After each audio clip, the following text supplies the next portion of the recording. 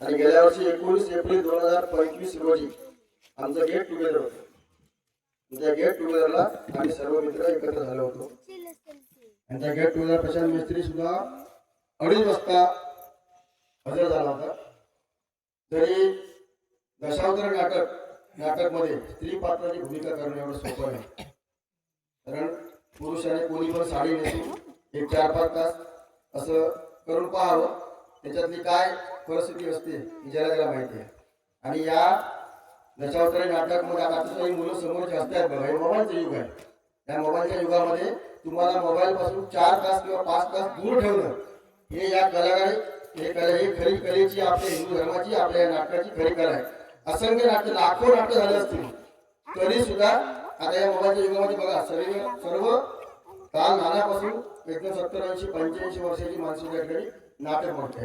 हे आपली खरी कला आणि आपली खरी संस्कृती आहे। तर प्रशांत मिस्त्री हे कलाकार किती उच्च होते हे सर्वांना ज्ञात आहे, कारण त्यांनी स्त्री भूमिका साकार करून या सिंधुदुर्ग जिल्ह्यामध्ये नव्हे तर या पूर्ण महाराष्ट्राच्या बाहेर जाऊन सुद्धा मला वाटतं नाटक त्यांची चुकी आहे सर्वांची जवळजवळ। तर प्रशांत मिस्त्री एक माध्यम, एक व्यक्ती असेल, परंतु असे अनेक कलाकार आपल्या सिंधुदुर्गामध्ये रत्न जन्मलेले आहेत की बघा तू प्रत्येक वेळेला प्रत्येक नाटकाचा शो वेगळा असतो, बरोबर ना? असं कुठेही होत नाही। म्हणजे ही काही कुठे पूर्वजांनी जसं अभंग म्हणत नाही, जो भंग पावत नाही, तसं नाटक हे कधीच बंद होणार नाही। आणि हे रसिक जोपर्यंत आहे, जोपर्यंत हिंदू संस्कृती जोपर्यंत बंद होणार नाही, तर ते स्मरणार्थ या ठिकाणी प्रशांत मिस्त्री करंजे गावचेच, बरोबर ना, सुपुत्र होते। जर अकोल्याचे रहिवासी असतील, तुम्हाला माहिती नसतील तर करंजे गावचे त्यांचं मूळ पिंपळ गाव आहे करंजे गाव। आणि योगायोगाने तो आमचा वर्गमित्र होता, 7वी पासून त्याला सवय होती भोळ्या करायची। आणि त्याला तेव्हा सांगितलं काय आहे, तर बोललो मी नाटकात काम करतो। आणि तो तेव्हापासून 7वी 6वी पासून तो नाटकात ती माझी भूमिका करायचा। आणि उत्कृष्ट कलाकार, दिसायलाही सुंदर आणि आवाजही सुंदर होता। आणि गाणे मला संतोष गायकवाड आम्हाला आठवत नाही, त्याने गाणं होतं की माझ्या मनी प्रियची मिसी काय छेडते संसार रेखीत, असं काहीतरी गाणं म्हटलं होतं, मला वाटतं आता आठवत नाही दोघांना, पण आम्हाला आमच्या व्हिडिओमध्ये मिळत नव्हते होतो आम्ही। तर त्यांच्या रूपाने सुधीर तांडे या स्त्री कलाकारांचे या ठिकाणी आम्ही त्यांच्या रूपात आम्ही पाहून या आमच्या करंजे गावचे सरपंच सन्माननीय सपना मिस्त्री आहेत, त्या सुद्धा मिस्त्रीच आहेत। तसेच आमच्या वाडीतील ज्या आमच्या सर्व सहभागी आमच्या महिला भगिनी आहेत, त्यांच्या हस्ते त्यांचा साडी आणि पुष्पगुच्छ आणि श्रीफळ देऊन आम्ही सत्कार करतो। प्रशांत मिस्त्री यांची जर कधी ऐकत असतील, मला वाटतं या स्पीकरने माझा आवाज वरती, तर त्यांना श्रद्धांजली अर्पण करतो आणि तुमच्या सर्वांच्या वतीने। आणि या ठिकाणी आमचे आनंद चव्हाण सुद्धा हजर आहेत, त्यांनी सुद्धा कृपया या ठिकाणी ज्येष्ठ नाटककार आहेत, ते आमचे गुरुवारी आहेत। ते त्या ठिकाणी आम्ही पहिला खेळ केला होता बाणासूर वध म्हणून, करंजे गाव नाटक कोणी केलं नव्हतं, पहिला खेळ केला होता, तर त्यांनी हजर राहावं अशी मी त्यांना विनंती करतो। आणि बाळासाहेब आणि ते सहकार्याने त्यांचा या ठिकाणी यथोचित सत्कार करावा प्रशांत मिस्त्री यांच्या आठवणीसाठी।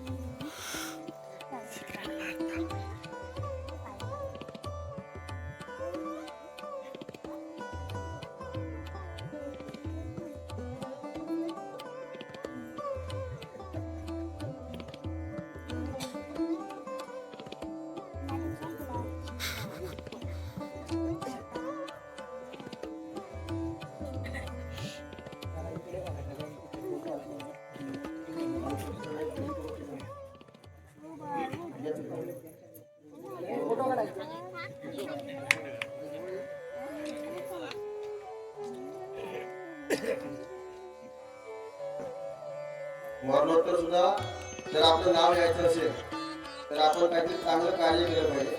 हे प्रशांत मिस्त्री यांनी करून ठेवलं होतं, म्हणून आज सुद्धा त्याच्या नावाने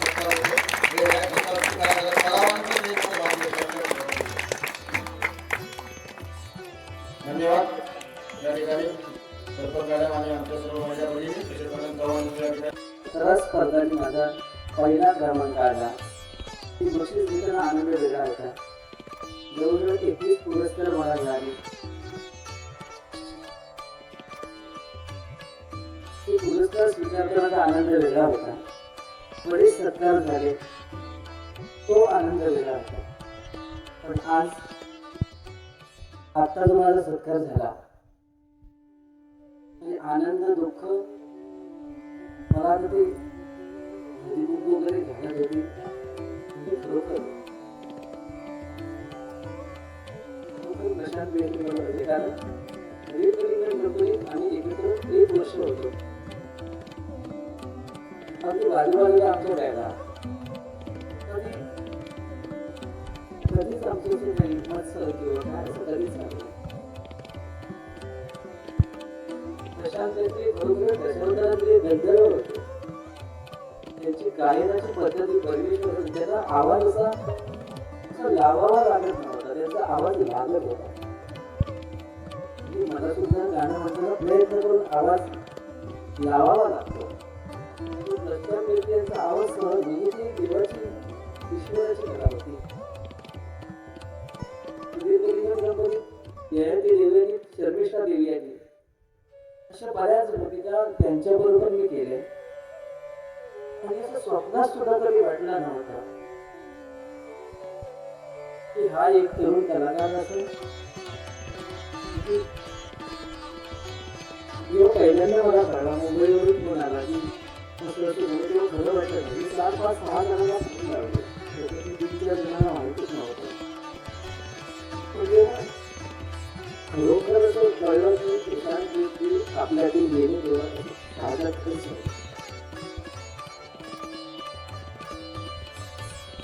इतर वेळेस भरभरून भेटी असं सत्कार भरभरून बघतो. पण आज कुठे सुरुवात करायची आणि शेवट कुठे करायचं आहे हेच कळत नाही. प्रशांत बेंद्रेवर आमचं नितांत प्रेम होतं. पण दशावतारातून खरोखरचा प्रशांत बेंद्रे हा एक गंधर्व होता. त्याने आपली प्रत्येक भूमिका एका वेगळ्या उंचीवर नेऊन ठेवली. हरिश्चंद्र तारामती असो, श्रीहर चांगलातील चांगला असो, या सगळ्या मी सुद्धा भूमिका केल्या. पण प्रशांत बेंद्रे यांची एक खासियत वेगळी होती की मला सुद्धा त्यांच्या भूमिका आवडायच्या. शिवप्रसाद एक ताकद लावून भूमिका करणं हे मला सुद्धा खूप म्हणजे त्यांच्याकडून खूप काही शिकण्यासारखं असं होतं. कार्यक्रम चालू आहे, मी तेवढंच सांगेन. माझा जो आता सत्कार झाला, मला वाटतं आतापर्यंत माझ्या आयुष्यात अनुभवलेला एक वेगळी काहीतरी प्रचिती आहे. स्वर्गीय प्रशांत बेंद्रे यांच्या आत्मेला शांती लाभो. असा कलाकार पुन्हा होणार नाही. प्रशांत बेंद्रे यांची किती जणांनी ते गाणी गायले, ते गाणी जरी आता कोणी गायली तरी सुद्धा प्रशांत बेंद्रे कोणी होणार नाही. काही बोललो असेल क्षमा असावी. ज्याने माझा सत्कार केला, प्रशांत बेंद्रे यांच्या स्मृती इत्यर्थ सत्कार केला, त्यांचे आभार. जमलेल्या साऱ्या नाट्यरसिकांचे आभार. आणि हा सत्कार म्हणजे माझ्या शेवटपर्यंत म्हणजे कायम स्मरणात राहील एवढंच बोलू आणि सगळ्यांचे आभार मानू. हा सत्कार स्वीकारला